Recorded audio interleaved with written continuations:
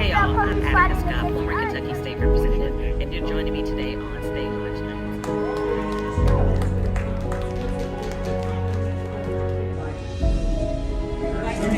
We will continue to provide updates as we have more information.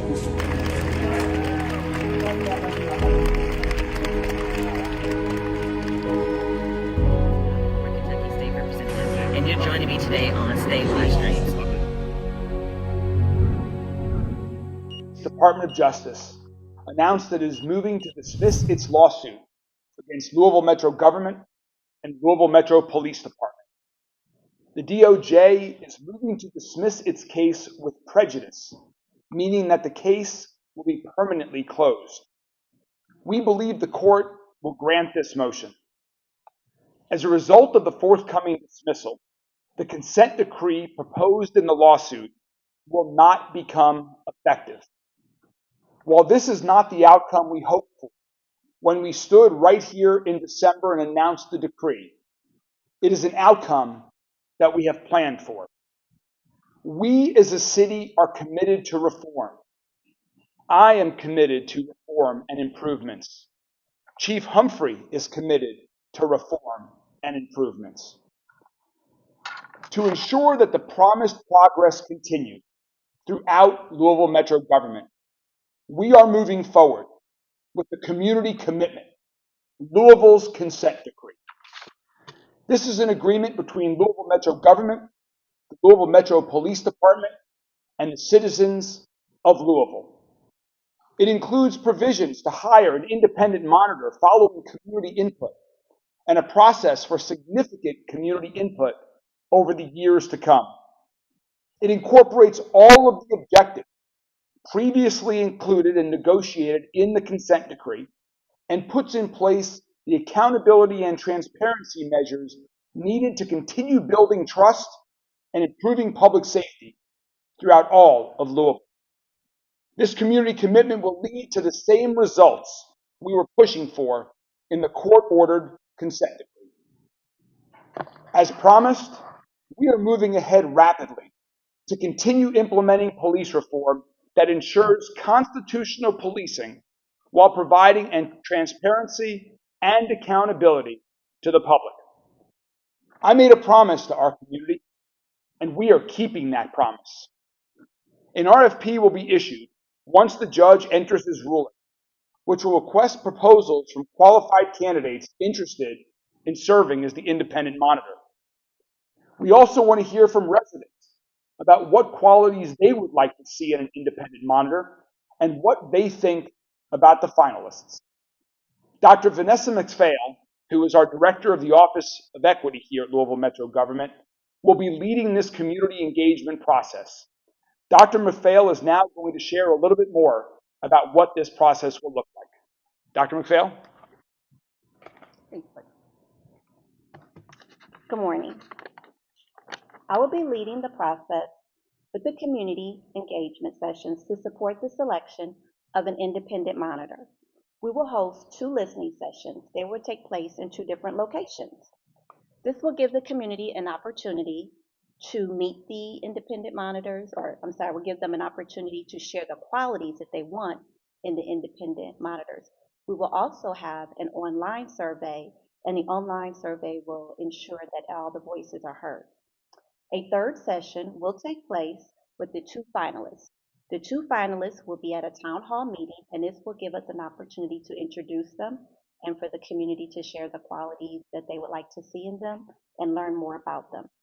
We will share the dates and times of the locations after the judge has ruled, and the dates and times can be confirmed.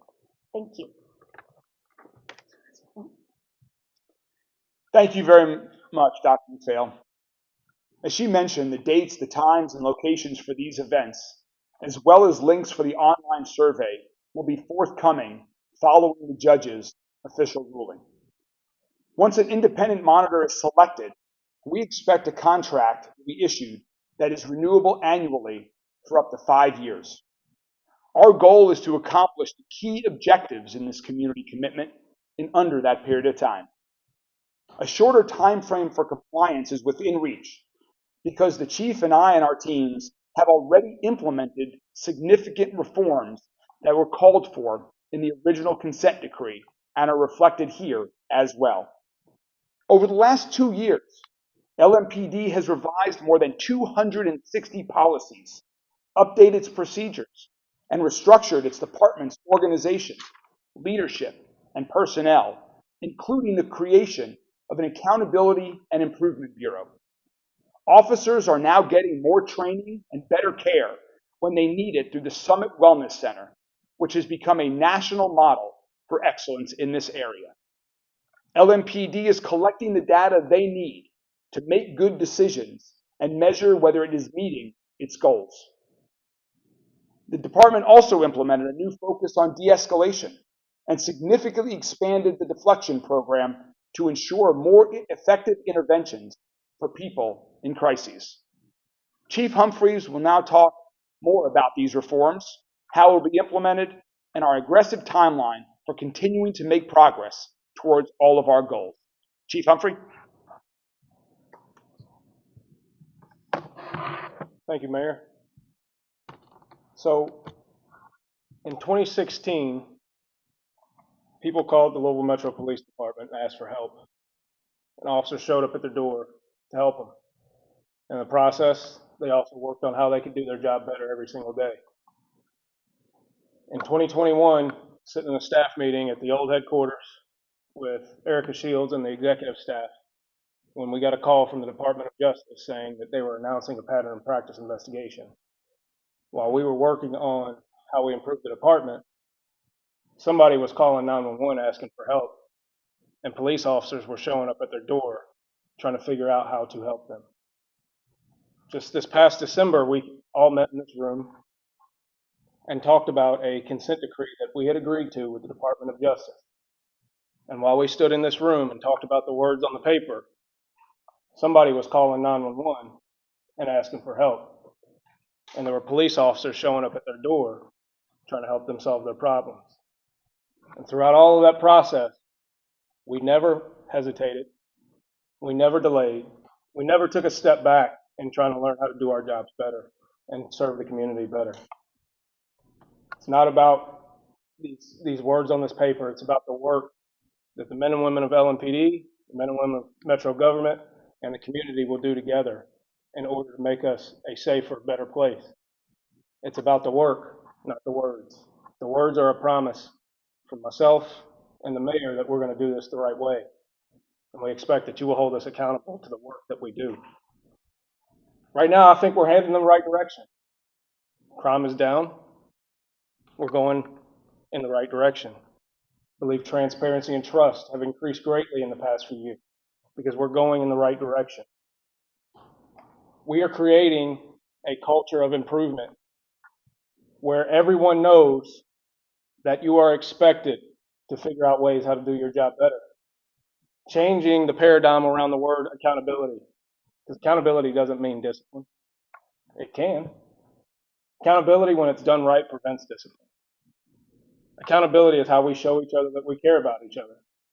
Accountability is setting a standard and then holding ourselves to it and expecting that someone else will hold us to it. Because if you don't tell me how to get better, then you're telling me one of two things. You're telling me you don't think I'm capable of anything better than what I'm showing today. Or you're telling me you just don't care about me.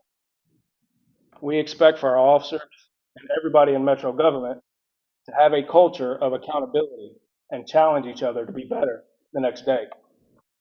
Understanding that there is an out from this agreement. This agreement will come to an end at some point. And in this document, we will talk to you about what we do after the completion of this document. Because the job of improvement, the job of public safety, the job of community collaboration is never finished. There is no finish line.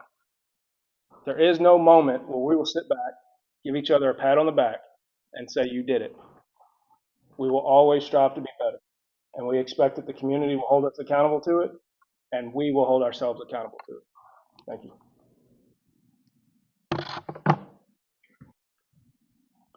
Thank you, Chief.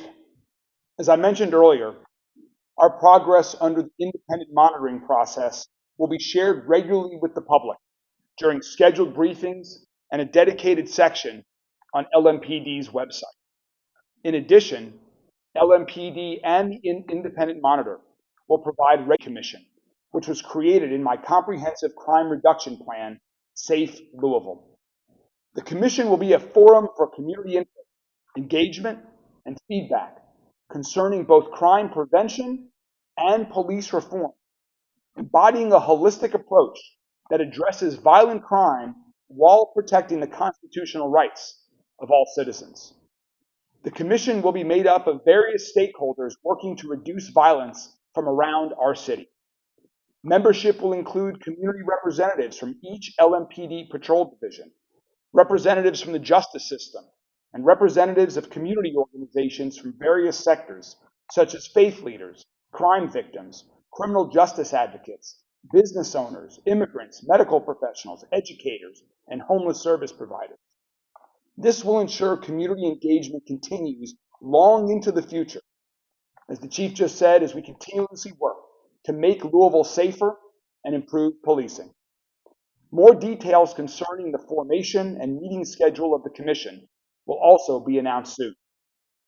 We're embracing this opportunity to make LMPD one of the country's most respected and transparent police departments. To all of the men and women of LMPD, thank you for your commitment to our community and the job that you do every day to keep Louisville safe. I know you are committed to doing your jobs the right way and continuing to build a department that earns trust with the people you serve. And to our entire community, thank you. Thank you for pushing us forward to implement these reforms, building community trust, and working in partnership to build an even safer, stronger, and healthier Louisville. With everyone's support and engagement, we are coming together to create the public safety system our community deserves, and to ensure Louisville is a city where justice is promised and practiced every single day. Thank you all very much. We're happy to take any questions from members of the media. One more time. Why did the city decide not to oppose? We did not oppose DOJ's motion to dismiss today because we see the writing on the wall, and it's time to move forward. It was over 2 years ago that the United States Attorney General stood right here and announced their findings report that led us to this day. It is time we move past all of these process things about how we get here and just solely focus on the reforms and improvements that we all agree need to be made, are being made, and should be continued to be made. So we can't afford any more delays. There's no point in delaying the inevitable. Let's focus on those reforms and improvements, and that's why we did not object. Do you agree with the DOJ phrasing that the consent decree was based on wrongly equating the disparities with intentional discrimination and heavily relied on flawed methodology and data? So I think it's very important to note that while we did not object to the DOJ's filing this morning, that is the DOJ's filing, and the DOJ speaks for itself. I've been very clear for over 2 years that we accept the findings of the original DOJ report and we're focused on moving forward into the future. So I'll let the DOJ speak for itself, and we accept the findings, but we're moving forward. Do you think this is a political decision by the new administration? The question is, do I think this is a political decision by the new administration? I will let the new administration and DOJ speak for themselves. I can't speculate on their motives. We're dealing with the fact that they have made their decision to move to dismiss the case, and we're ready to move forward, continuing reforms that we've agreed to for many, many months. Yes. They had also mentioned the DOJ mentioned that it's taking a lot of money from taxpayers, there was money involved in it with the city taking it on as well. How much money will this save the city in the end? The question was about the cost of the consent decree to taxpayers and how much will this cost. I have proposed $750,000 in my proposed budget, which is currently pending before Metro Council right now. That $750,000 is an estimated cost of what it would cost for an independent monitor under this community commitment, Louisville's consent decree that we are proposing here today. That is less expensive than what we thought it might cost under a federal judge imposed consent decree. So it's about half of the cost of what we originally thought. Yes. I have a quick question about the monitoring services. The city issued an RFP last December, mid-June, or sorry, mid-January. Is the cost that you're considering for monitoring services, does that come from some of the experience that you have with getting this feedback from the companies who are interested in the organizations that are interested in monitoring? Do you think it's going to be enough? Yeah, the question is, do we think that will be enough, and what's changed since we released the RFP when we thought we were doing this under a federal oversight earlier this year? We believe $750,000 will be enough based on what we expect this role to be and based on some efficiencies that we believe will be in this process versus the previous process. Again, the goals and objectives are exactly the same. The goals for reform, the objectives for improvement are exactly the same as they were. It will just be a different process. And so we'll be releasing an RFP following the judge's ruling that will spell it all out. And as you heard from Dr. McPhail, we'll have robust community engagement during that process. And then once we select 2 finalists, for the community to meet those 2 finalists before we make a final decision. What if it eventually takes longer than 5 years to hit the benchmarks that are up for?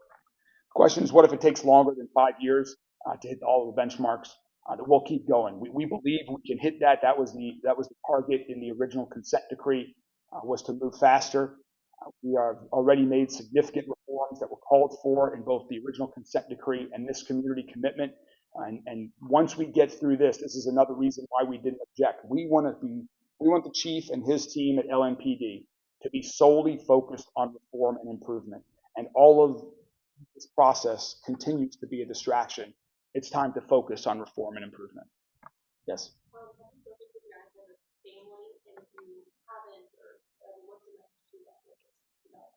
The question is, have I spoken to Breonna Taylor's family? I called Miss Palmer with the very first call that I made after the DOJ made its filing this morning. So that was about an hour ago. I got her voicemail. I left her a message to let her know what we were going to be announcing at 11:15, and I hope to speak with her in the near future. My message will be to her. I'd like to keep that conversation private, but my message to her will be very similar to what my message is to the entire community. Chief Humphrey, myself, LMPD, Louisville Metro government, we are committed to reform and improvement. And there is nothing that we can do to bring Ms. Palmer's daughters back. But we can do a lot every day moving forward to continue to make improvements so that this city is a safer city, and this city is a city that has the trust of its police department, that engages in constitutional, transparent, effective policing every day to protect other people's lives. What happens if you don't hit the benchmark? Who do you hold accountable if the police department doesn't hit the reform benchmark? So in the community commitment, the question was, I should repeat the question. The question was, what happens if we don't hit the proposed benchmarks? There is a dispute resolution process set forth in the community commitment that explains the process that we would go through if there is a dispute between the independent monitor and LMPD. This is the significant role that you're envisioning for this community safety commission, for providing that community feedback for reform. Who gets to decide what individuals or institutions are going to be able to be part of? So the question was about who will be on the Community Safety Commission. We expect, like we're doing with the independent monitor, we expect to get a lot of community feedback and engagement. We hope to have a nomination process where various organizations can nominate folks from their organization to serve. And then it is my intention to, just as I appoint to 70 or 80 other boards and commissions throughout the city, it's my intention to appoint those individuals and to do that by executive order as soon as possible. Yes. It appears that the community is only a part of the that you all has changed. The those who were pushing for federal oversight, what do you say to those who may say this is a period that is going to be politically in a position to again correct this? Yeah. The question was, what do we say to individuals who are hoping for federal oversight? And the answer is, we were expecting that as well. I stood here last December with the chief committing to a process that would involve federal oversight. And now with a new administration, they have made the decision to go in a different direction. But we are continuing down that path. Chief Humphrey and I are committed to reform. We've made significant reform, changing over 260 policies, creating the Summit Wellness Center, restructuring LMPD's leadership, and more. That reform and improvement will continue. You are seeing public safety in our city improve already under Chief Humphrey's leadership. Shootings and homicides are down approximately 30% over last year. Our recruiting is increasing. The new recruiting class that just started training about a week or so ago is at its highest level in years. So we believe we are making improvements. We know we have more to do, and we will continue working on that every day. If you want to. So to address your question, this is the reality that we're in, right? So it's on us, the police department, the administration, to show you what we're doing, how we're improving. And when you ask about the accountability mechanisms, if we fail, I'll get fired. That's how this works. I'm an appointed employee, so I'll lose my job. So it's personally important to me for that reason that I don't fail. And the thing is that every officer on LMPD wants to do a really, really good job. Nobody signed up for this job or any other job, including in your profession, to do a bad job. We are all open to improvement. We are all open to recommendations. We're all open to learning how to improve every single day. So there are real consequences if we fail. We don't build community trust. We don't keep this community safer, and he'll fire me. So you have my promise personally that I'll do everything that I can to make sure that this works. Excellent. As it relates to community outreach, what was the implementation to get community input on the structure of the Louisville Consent Decree on top of the So the question was about community engagement and input.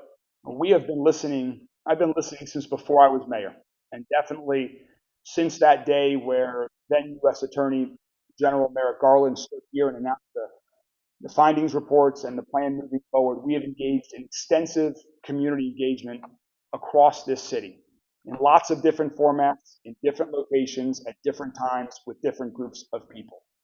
So we have been listening for over 2 years. We agreed on a consent decree with the previous administration last December. That is reflected in this document that we are releasing, that we have signed today. And those are the same objectives that will be moving forward. So now the community engagement shifts to hiring an independent monitor and then continuing to provide feedback throughout this process over the years to come. So we're excited about doing that. That's an important part of this process.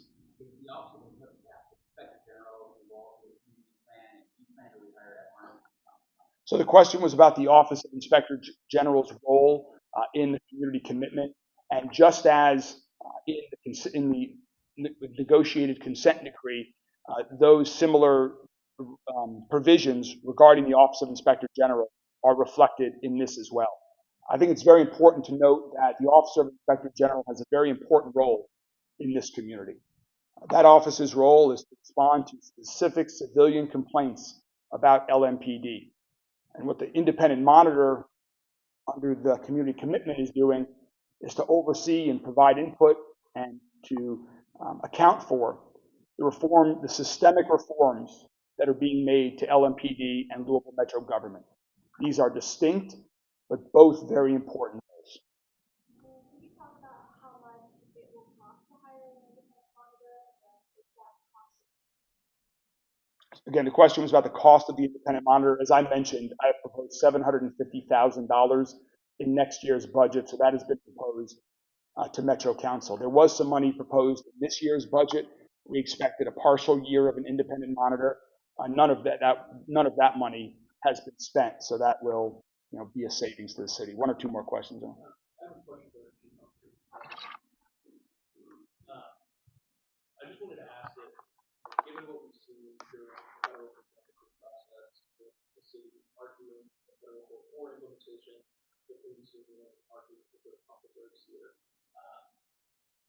I know it's early on, but have you gotten any reaction to rank and file, or if not, what do you expect to do with rank and file if they lose it? Well, as far as what I expect to hear from rank and file is they want to go do their job, plain and simple. They want clear direction from their leadership on what their expectations are, and they will go do their job. They will follow our policies as they're written, and they will follow their leadership as they're directed. We have one of these jobs where when people trust leadership, they will go through a brick wall for leadership that they trust. And that is the type of department that we're trying to build, is that they have leadership that they can trust and that they believe in and knows that has their best interest in mind and has the best interest of the community in mind. I want the community and the officers to feel like this command staff is going to do everything we can to keep both of them safe and lead them in the right direction. Is there anyone who's not yet asked a question that has a question? From members of the media here, and then we'll. To follow up on the chief, how do you differentiate between best interest of the officers and best interest of the community? So the question was, how do we differentiate between best interest of the officers and best interest of the community? There's not a difference. Officers are part of this community as well. Keeping both of them safe is my primary role, is to make sure that officers are safe in protecting the public. There is no difference in prioritization. My role is to take care of the people who take care of people, right? I'm not going to go out and make runs. I'm not going to go out and take reports. That is not my job. That is the job of those officers out there. My job is to make sure that they're really good at doing that. And that's what we're going to do. Thank you all very much for joining. We hope to work together with the entire community to continue to come together, to continue to improve policing in our community, to continue to improve public safety throughout all of Louisville. We are well on our way, and with this community commitment, Louisville's consent decree, we will make even more steps forward on a rapid basis. Thank you all very much. Through every note, every performance, the arts connect us. The arts connect us through joy and through awe, bridging cultures and generations. From intimate theaters to the grandest stages, the arts bring us together, reminding us that we're never truly alone. When we experience the arts, we experience each other. Kentucky Performing Arts. The arts connect us.